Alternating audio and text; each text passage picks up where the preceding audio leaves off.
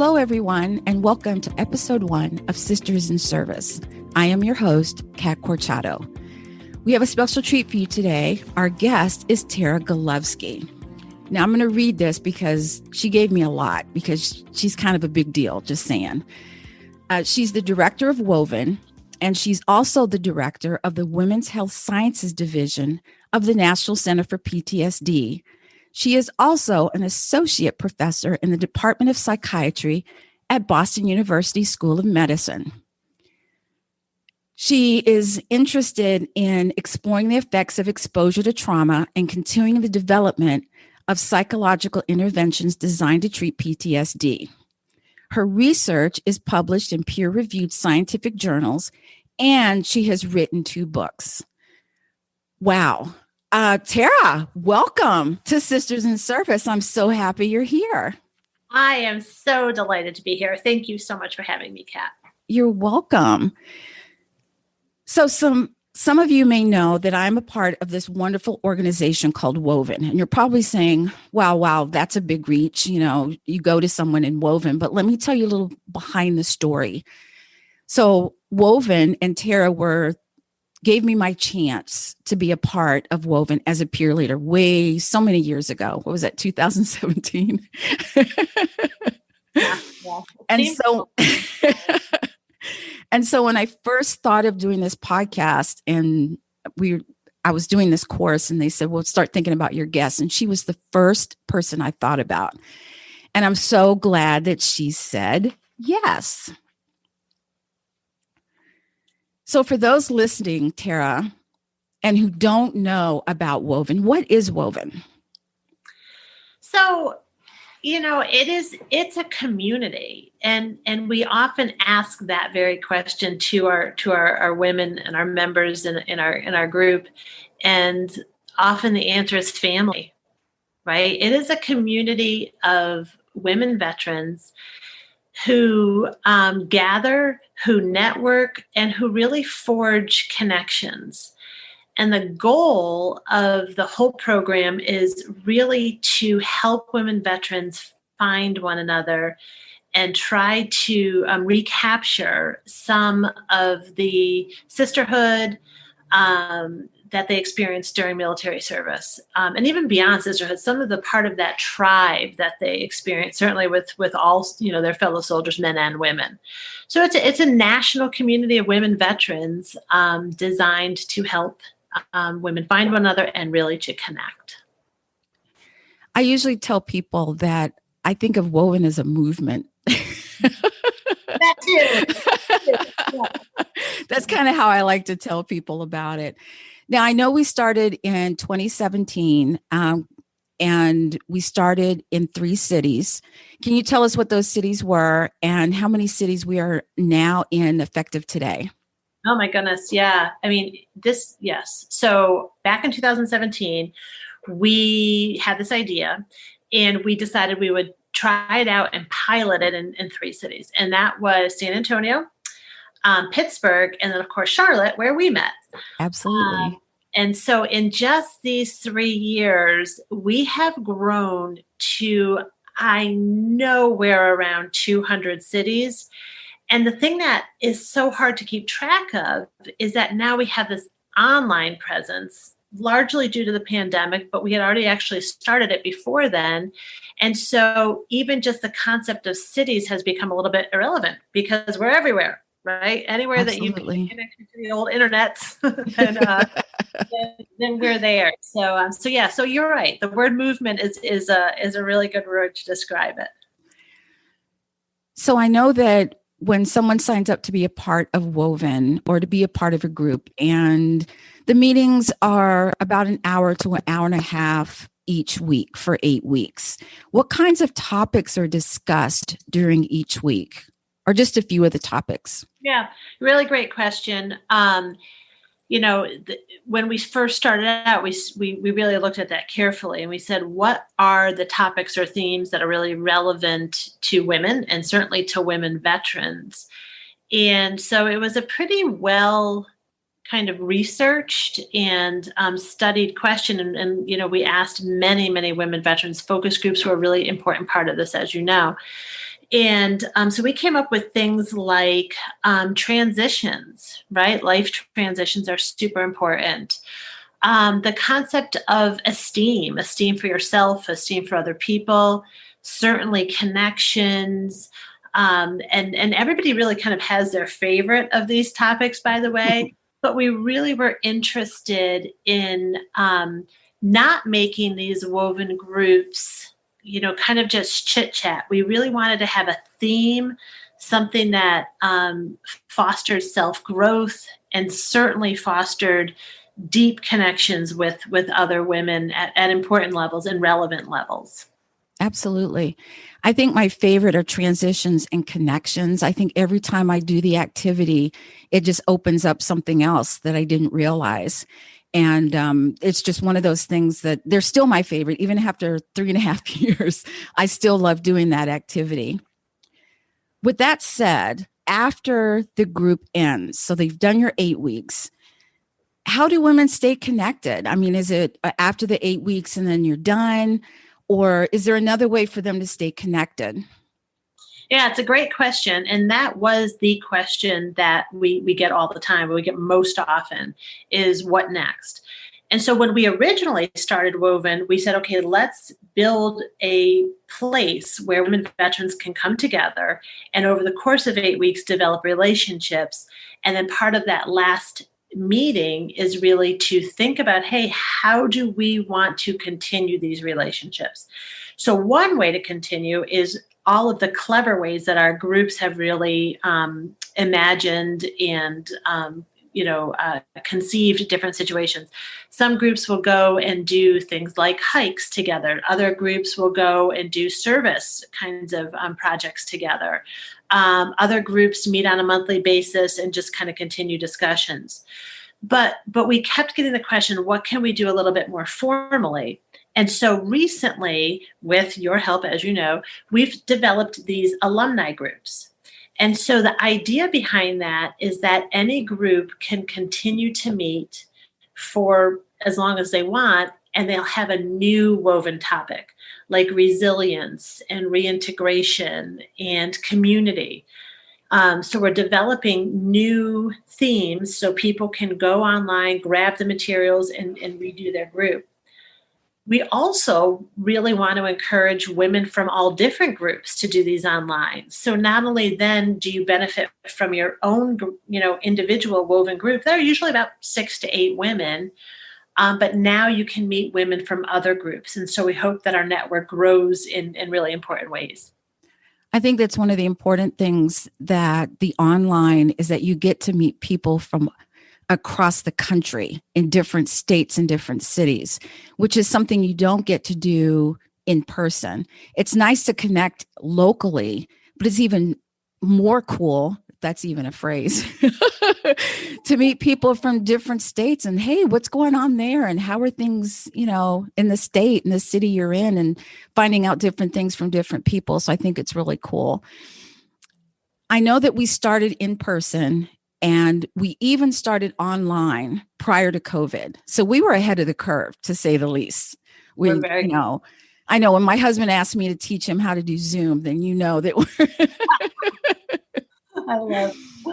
But how has WoVeN transitioned to online groups only? Is it one of the things that I was afraid of was that the connection wouldn't be there, but I'm surprised, pleasantly surprised that the connection is still there, even though we're online. Can you elaborate on that just a little bit? Yeah, I mean, I agree because I'm in the same camp as your husband. Like, how do I turn this thing on? I always want to go and see somebody in person. So I was worried too. But I tell you something, we just have witnessed this huge connection, and it is not uncommon for someone to say that the WoVeN online groups during this pandemic have been a lifeline. It's their one place in the week where they just get to just relax and actually feel, part of the world again. We're all just, suffering from this isolation so much. It's obviously safe. That's super important to us. But the other thing that pandemic aside, we have found that so many more women have been able to access a group because we can do this.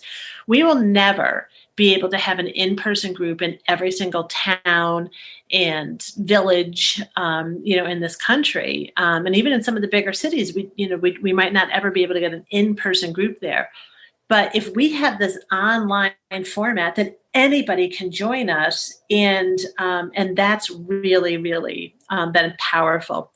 I think we have started since March. I think we've started about 80 groups. That's enormous. That's an enormous, lot. It really is. So, I want to shout out that means that women are enrolling. Our enrollment rates are through the roof, way more than we ever anticipated. That's a really good thing. And the peer leaders have really stepped up and answered the call and just have gotten these groups started. It's been amazing to watch. Oh yeah, I believe that, and I've seen it too.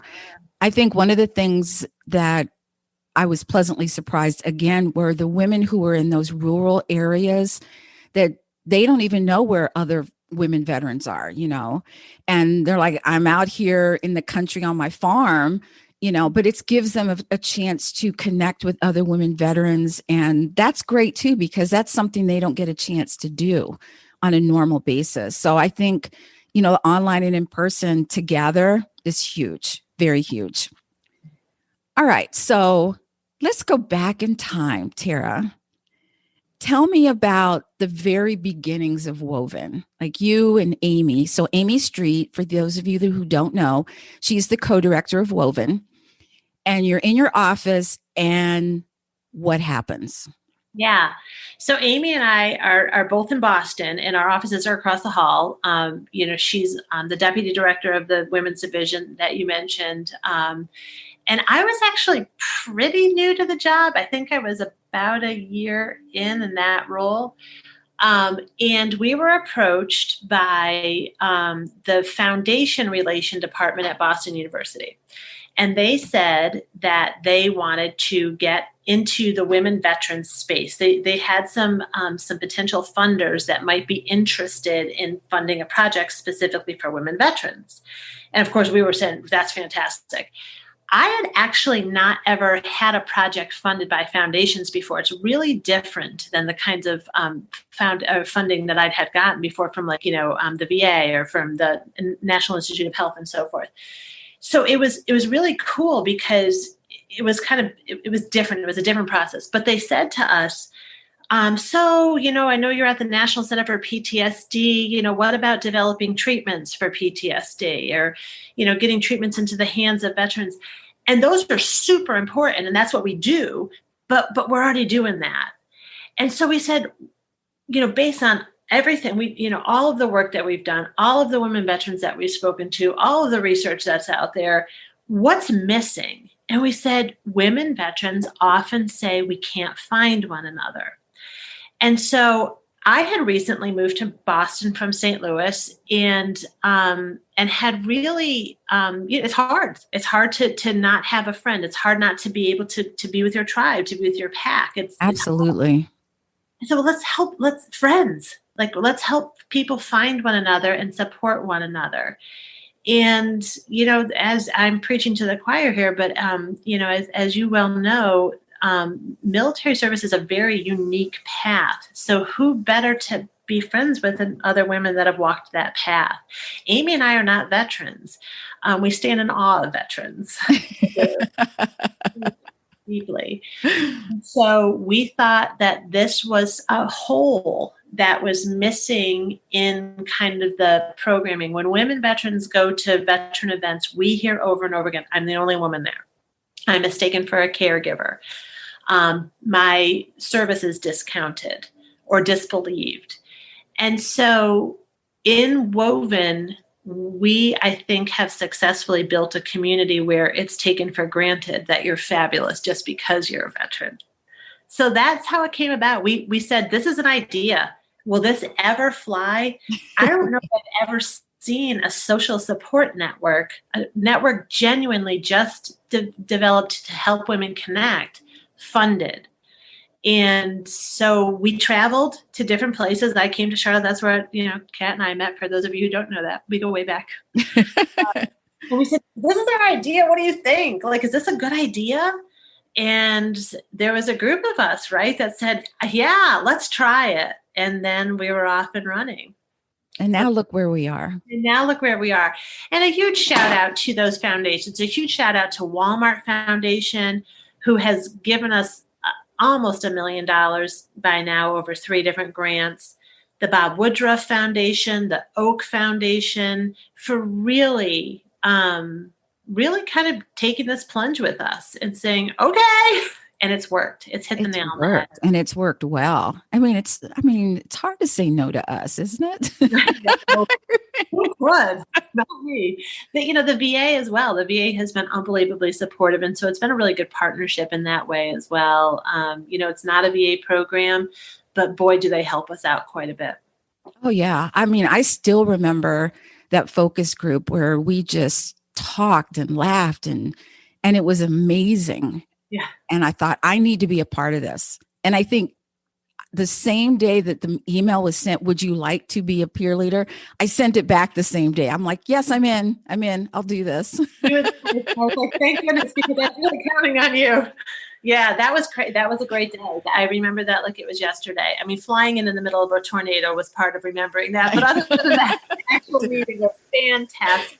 And it's just like, when you just know, without any date, we have data now, blah, blah, blah. But when you just know that this is right, then it's a good thing. And we found out that night. I really yeah. And it felt like the right thing to do. I'm like, I don't know what this is about, but I want to be part of it. I want to take that ride. Yeah. But I think what's important also is if I had never met you and Amy, but I just read the curriculum, I would have been like, these 2 women have to be veterans, because when I look at this curriculum and what we talk about in these 8 weeks, it's almost as if you both had stepped inside a female veteran's head and said, oh, let me pick that. Let me get this, because it's so on point. Even today, it's still so on point. And that's all to you guys. Yeah, we had a great team. I mean, I love it. It's simple. It's not complex, but it's but it doesn't need to be. It's something that everybody has a story, and inviting those stories is just, like you said, it's a movement. It never ceases to amaze me how fast and big this program has grown, how for many, this program has become the voice of women veterans. You mentioned movement earlier, and I agree. I mean, WoVeN was recently mentioned in the appropriations bill, going through the House, and it's really, it's remarkable. Kat, you sat on the panel with Congresswoman Brownlee and some of our WoVeN trainers, and it's a strong voice. It is a movement, and we're just delighted to provide the platform. But this is a women veterans organization. Amy and I are just delighted to be along for the ride. You're honorary vets. We've already decided that. All right, we'll take it. So WoVeN is an interesting name. So how did it come about? Who actually named this movement WoVeN? That's a really good question. So we had all kinds of names. A lot of the themes and kind of the activities and things that we do, my best thinking time is when I go for a run. So I go for a run, I come back, and my husband, I sit down and be like, hey, this is what we got to do. And, you got to do that PowerPoint thing and make this thing and so forth. And so I remember talking a lot with my kids and saying, well, because you want an acronym, you want a cool acronym. And the stuff they came up with is not able to be repeated. Oh my God, some of those were this WoVeN, this was the group. We had a great team of some other researchers and so forth in the division that really pulled together. And we just played with it and played with it and played with it. And then, so it just kind of evolved over time. And I remember the logo that we have now, that was definitely Amy's idea. Why don't we take a ribbon and weave it through the letters? And so it was like, I love it. I love it. It felt again. We love it too. We love it too. Yeah. It says everything. I remember when Tara and I first met, and I knew I was going to like her because she said, "Do you drink red wine?" I go, "Absolutely." And we've been friends ever since. There's that. Okay. So Tara, I am a female veteran. I'm not a part of WoVeN. I'm kind of skeptical of groups because I've been burned a couple times, or maybe I'm just not sure. What would you say to me to convince me or to get me thinking about being a part of WoVeN? Yeah, I think that it's a really good question, because I understand that reticence. I understand the hesitancy in joining a group, because I think people do get burned in different kinds of situations. There's a lot of uncontrollables.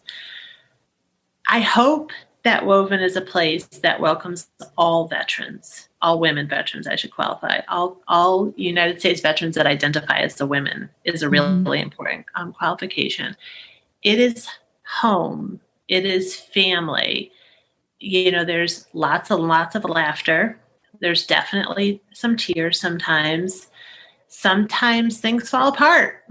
Sometimes, whatever, all kinds of things happen. So I can't ever promise that this will be the solution to everything. But I feel like in a world where things just feel so tight all the time, it is a place that you can just go and breathe with people who have shared the experience that we honor, and that is respected, and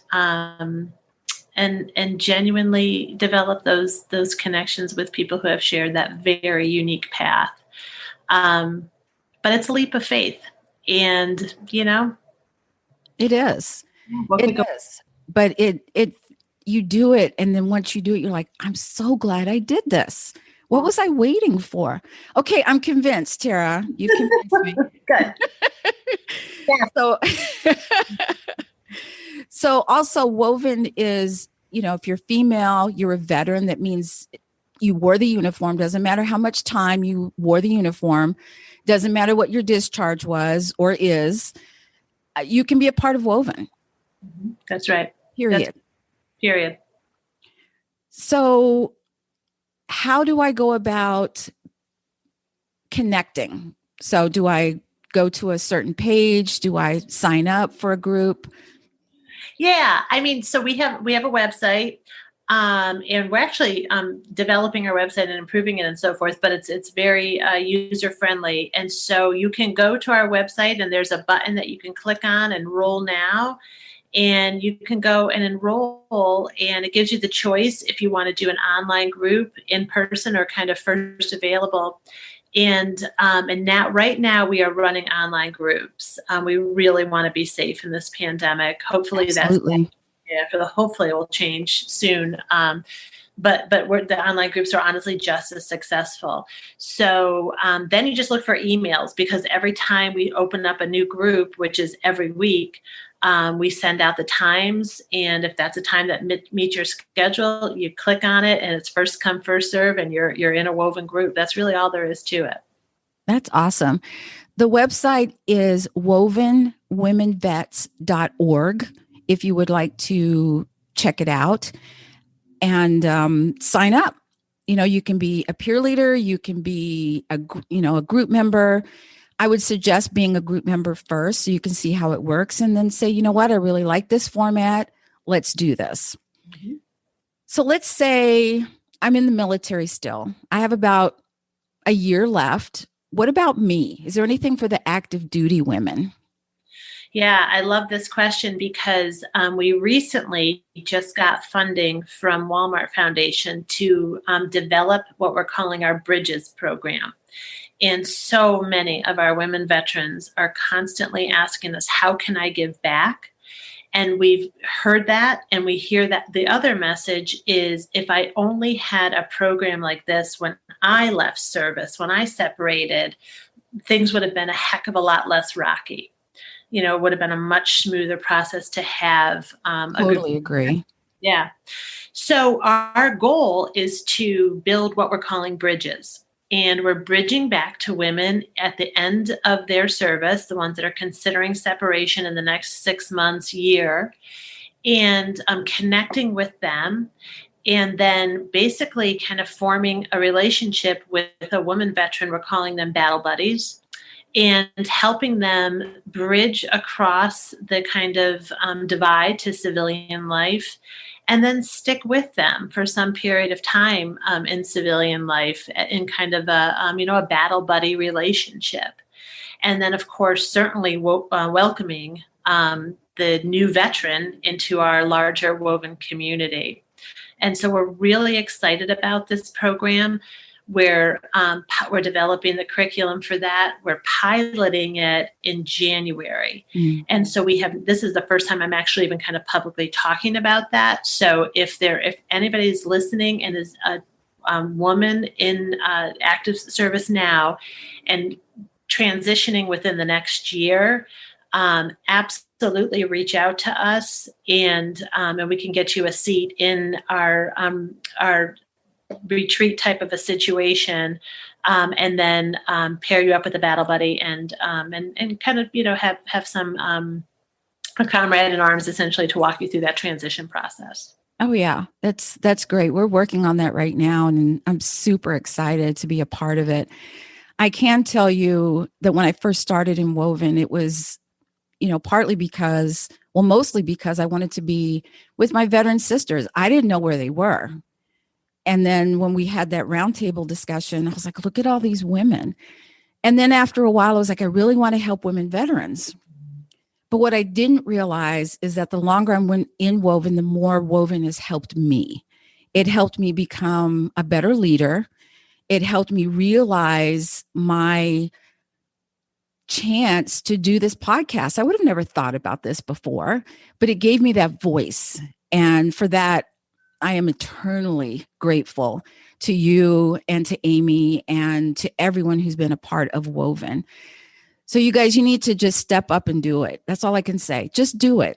It's free. There's nothing you have to do but get on that webpage and sign up.